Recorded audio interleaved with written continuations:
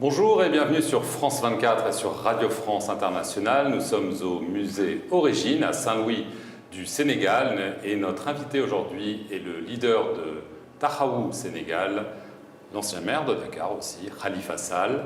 Bonjour. Bonjour. Et avec moi pour cette interview, Christophe Boisbouvier de RFI. Khalifa Sall, bonjour. Bonjour, M. Boisbouvier. Khalifa Sall, vous êtes donc candidat à l'élection présidentielle prévue le 25 février prochain. Vous n'êtes pas seul sur la ligne de départ, il y a 20 candidats au total, mais manquent à l'appel deux des poids lourds de la politique sénégalaise, à savoir Ousmane Sonko et Karim Wade.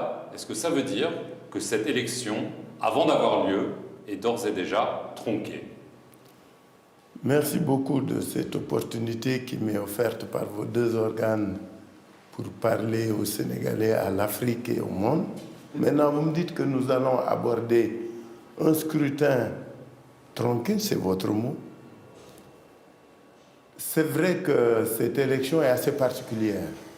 Sa première particularité est que c'est la première fois qu'un chef d'État sortant n'est pas candidat et que c'est lui qui va organiser cette élection. Donc c'est pourquoi nous avons tous espoir que cela se passera sans qu'il y ait trop de dommages, sans qu'il y ait trop de contraintes. En tout cas, il s'est engagé à organiser des élections sereines et sincères. Qu'il manque Karim Wade et Ousmane Sonko, c'est quelque chose de regrettable, parce que ce que nous aurions souhaité, c'est qu'il y ait eu tout le monde, que tous ceux qui prétendent, postulent à servir ce pays, puissent le faire à travers ce scrutin. Donc, vous compreniez que c'est quelque chose que nous regrettons pour la vitalité démocratique, pour le jeu démocratique, et nous sommes de tout cœur avec tous les combats qu'ils mènent tous pour pouvoir intégrer le dispositif. La surprise, en fait, la vraie surprise du 20 janvier, c'est le rejet de la candidature de Karim Wade, dont le parti avait accepté pourtant de participer au dialogue national de juin dernier, à vos côtés aussi, avec votre parti, Taxawu Sénégal. Est-ce que vous pensez, comme Karim Wade, eh bien que c'est un coup bas de la part d'Amadou Ba et du parti au pouvoir? En tout cas, je suis solidaire de Karim. Je le lui ai dit de vive voix. Ce qui lui est arrivé est injuste et difficilement acceptable.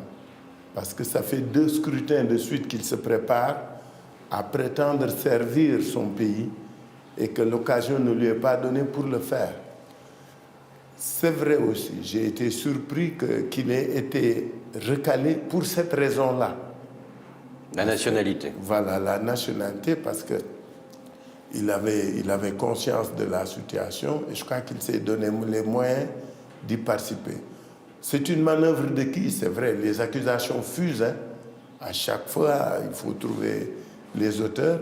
Et je crois que la commission d'enquête parlementaire qu'ils ont initiée pourrait y contribuer, en tout cas à élucider ce qui s'est passé réellement. Alors, cette commission d'enquête, le principe en a été accepté. Est-ce que vous êtes solidaire de cette démarche qui a été prise à l'initiative du PDS de Karim Wade? Et est-ce que cela pourrait entraîner un report de la présidentielle? Que les gens se battent. Nous sommes solidaires de tous les combats que nos amis, nos frères et nos camarades de lutte mènent pour préserver, protéger leurs droits. Karim doit participer, devait participer à cette élection. Qu'il puisse se battre aujourd'hui est normal, est nécessaire et compréhensible. Donc, maintenant, la question que vous avez posée, c'est... Est-ce qu'on va vers un report éventuel de la présidentielle? Je ne pense pas que ce soit la solution. Tout le monde sait que je suis contre le report. C'est ma position personnelle et on ne reporte pas une élection à 31 jours. Nous sommes à 31 jours du scrutin. Ce serait sur quelle base? Qu'est-ce qui conduirait, qu'est-ce qui justifierait, qu'est-ce qui expliquerait un report? J'aimerais bien en avoir les raisons. Alors, parce que c'est ça le vrai problème. Qu'est-ce qui le justifierait? Alors, le fait est que la mise à l'écart de Karim Wade fait que les gens qui auraient voté pour lui vont voter pour d'autres. Est-ce que vous espérez profiter de cette situation pour attirer des électeurs potentiels de Karim Wade ou ceux qui ne veulent plus du régime en place et ceux qui ont peur d'Ousmane Sonko? Karim Wade se bat. Il ne faut pas qu'on ait un comportement de charognard. Pour l'instant, il mène un combat. Ce combat, nous en sommes solidaires. Il s'agit pour nous de le soutenir et de l'encourager à se battre. Le moment venu, quand il faudra aller au scrutin et qu'il faudra discuter, ce sera une seconde étape. Mais aujourd'hui, il n'est pas dans nos intentions de parler, d'aller travailler l'électorat de Karim. Pour l'instant, on le soutient et on est à ses côtés pour son combat. Jusqu'au mois de juin dernier, Khalifa Sall, c'est-à-dire jusqu'au dialogue national initié par le président Macky Sall et auquel vous avez accepté de participer, vous étiez dans la coalition d'opposition Yewwi-Askanoui, aux côtés d'Ousmane Sonko. Alors, pourquoi vous avez rompu? Est-ce que c'est pour des raisons idéologiques ou est-ce que c'est tout simplement parce que votre présence au dialogue national était le prix à payer pour être candidat? D'abord, je voudrais préciser que nous n'avons pas rompu avec Yewwi. Yewwi avait des statuts, des textes, un code de conduite et des règles. Et nous avons été respectueux de ces règles.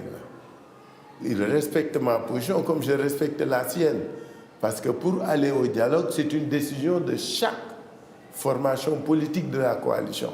On n'a jamais dit, jamais, dans le texte de Yewwi, qu'il fallait une décision unanime pour aller au dialogue ou pas. Surtout que pour l'élection présidentielle, chacun a le droit d'être candidat ou non. Donc, c'est des choix que nous avons faits et que nous assumons. Nous avons été au dialogue, pas parce qu'il y avait l'élection présidentielle, mais parce que d'abord nous croyons au dialogue politique dans ce pays. C'est important d'abord. J'ai dialogué alors que j'étais en prison. J'ai participé à tous les dialogues alors que j'étais en prison. Je n'étais pas candidat. Et pourtant, j'étais là. J'étais à tous les dialogues. Aujourd'hui, le président nous a conviés à ce dialogue. Nous y sommes allés. Alors, ne craignez-vous pas, pendant cette élection, d'être broyé par la machine électorale du camp présidentiel? Je vous vois sourire. Sans doute parce que vous avez une longue expérience électorale, mais c'est vrai, il y a quand même une machine dans le camp d'en face. Vous êtes en situation de faiblesse, non? Pas du tout. Pourquoi serions-nous en position de faiblesse? C'est une élection présidentielle. C'est un problème de personnes. C'est des hommes et des femmes qui se présentent à leur population pour solliciter leur suffrage à travers des projets, des programmes qu'ils vont leur proposer. Il s'agit de crédibilité, il s'agit de compétences, il s'agit de capacité. Et je suis très bien placé pour être le prochain président de la République du Sénégal. J'y suis préparé, je connais ce pays, je connais l'État et j'ai tous les atouts pour être élu. Je n'ai aucune inquiétude face au pouvoir. Même face à Amadouba, est-ce que ce n'est pas un adversaire redoutable, le Premier ministre? Je vous vois à nouveau sourire. Pourquoi? Vous ne le craignez pas? Il ne faut jamais sous-estimer ses adversaires, jamais. C'est de la politesse et de la correction. Il faut respecter toujours ses adversaires. Mais quand vous parlez de broyer ou d'être laminé, je pense que même le camp d'avance connaissent la réalité politique du moment. Vous qui avez une longue expertise politique, de qui vous vous sentez le plus proche? De la coalition au pouvoir, Benno Bokk Yakaar, ou de la coalition d'opposition, Yewwi-Askanoui? Je suis dans l'opposition depuis 24 ans. Je suis le plus ancien opposant. Depuis que le PS a perdu le pouvoir, je suis dans l'opposition. J'ai eu tous mes mandats en étant opposant. J'ai été élu et réélu député. J'ai été élu et réélu maire de Dakar, toujours en étant dans l'opposition. Je n'ai pas besoin d'aller à Benno. Donc je reste dans l'opposition. Je suis lié par les contrats moraux que nous avons signés au niveau de l'opposition, que ce soit dans le F24 et autres. Ça m'engage. J'ai apposé ma signature. Alors, vous vous battez, comme vous l'avez dit, pour gagner, mais si jamais vous n'y parvenez pas, si jamais, par exemple, vous ne parvenez pas au second tour... Je ne l'envisage même pas. Est-ce que vous pourriez... Je ne l'envisage même pas. faire une alliance électorale avec peut-être justement les gens de Yehui Askanoui, puisque vous n'êtes pas de Béno. Je n'envisage pas être absent au second tour ou du second tour. Il y aura un second tour pour vous, hein, c'est ça? Forcément. C'est la réalité politique du moment. Vous ne gagnerez pas au premier tour. Ceux qui vous disent le premier tour, bon, vous savez, il n'est pas interdit de rêver, hein. Mais tout le monde sait qu'il y aura un second tour dans ce scrutin. Et face à qui... On n'a jamais eu un scrutin aussi ouvert. Et qui voyez-vous en face de vous au second tour? Personne, je sais que j'y serai, Inch'Allah. Peu m'importe celui que j'aurai en face de moi. Alors, venons-en à un sujet, hélas, triste. Les jeunes Sénégalais qui partent en pirogue, au péril de leur vie, chercher un avenir meilleur en Europe. Les gouvernements, ici et ailleurs, disent que oui, il faut créer des emplois, que les jeunes vont rester, mais on a l'impression que c'est une fatalité. Est-ce qu'à vos yeux, c'est une fatalité? Pas du tout. Ou est-ce que vous avez la solution miracle pour endiguer ce flux? Ce n'est pas une fatalité. Vous savez ce que me disent les jeunes? On n'a aucune envie de faire de Barça à Barça. Aucune envie. Ils n'ont connu que la terre, l'agriculture. Aujourd'hui, ils sont laissés à eux-mêmes. Les surfaces, il y a des superficies énormes qui ne peuvent pas être aménagées ou exploitées. Ces jeunes n'ont pas de terre, ils n'ont pas d'activité, ils n'ont pas de moyens de survie. Qu'est-ce que vous voulez qu'ils fassent? Vaut mieux mourir plutôt que de rester dans certaines situations. C'est ça le problème. La question, elle est économique et sociale. La solution sera économique et sociale. Développer ce pays dans son hinterland, faire en sorte que les gens aient les moyens de vivre et de travailler pour garder leur dignité. Voilà le problème. Et on n'a pas besoin de vous pour ça. Nous devrions nous-mêmes revoir nos politiques économiques, revoir nos stratégies de développement pour répondre aux aspirations de ces populations qui, parce qu'elles n'ont plus de réponse, préfèrent la mort ou l'exil plutôt que de rester dans la honte. Merci, Khalifa Sall, de nous avoir accordé cet entretien ici, à Saint-Louis du Sénégal. Et merci à vous de nous suivre sur nos deux chaînes, France 24 et Radio France Internationale. Merci beaucoup.